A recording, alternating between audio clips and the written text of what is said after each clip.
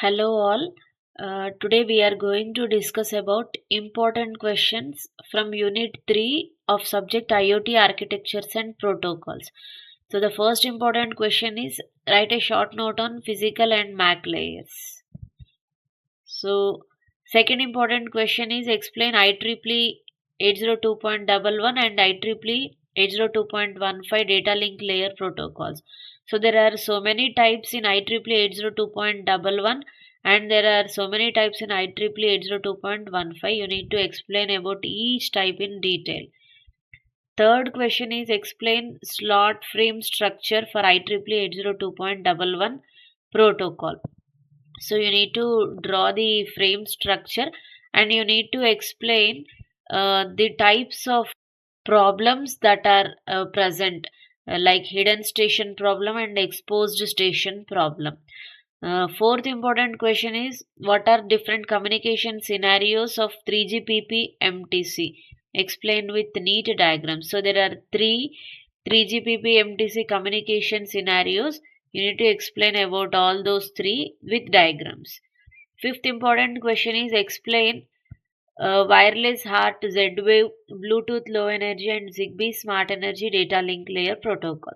So you need to know about all the protocols. If there are any diagrams, practice those diagrams carefully and you need to draw those diagrams in your exams. Sixth important question is what do you mean by -7 protocol? Seventh question is IPv4 and IPv6 comparison. So from here, from seventh question, network layer protocols will be starting. So you need to know about IPv4, IPv6, full forms, who introduced them in which year they were introduced, and differences, comparisons of IPv4 and IPv6 are to be studied. Next, eighth important question is explain 6 LOWPAN and 6 TISCH protocols. Ninth question is explain RPL, routing protocol for low power and lossy networks. 10th question is explain RPL, CORPL and CARP. Question may be framed in this format also. Compare RPL, CORPL and CARP. So same answer has to be written. Next, 11th important question is what are the advantages of ZigBee communication over Bluetooth? So question may be asked in this format also.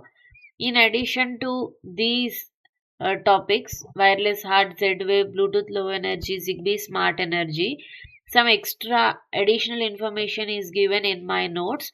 So I gave about ZigBee, Bluetooth, NFC protocol and all, in addition to the topics that are in syllabus. So from those topics also questions may be asked. That's why I have given two questions. ZigBee communication over Bluetooth. What are the advantages of ZigBee communication over Bluetooth? And explain the working principle of NFC near field communication protocol and write some examples of that. So in this way, questions may be asked from Unit 3.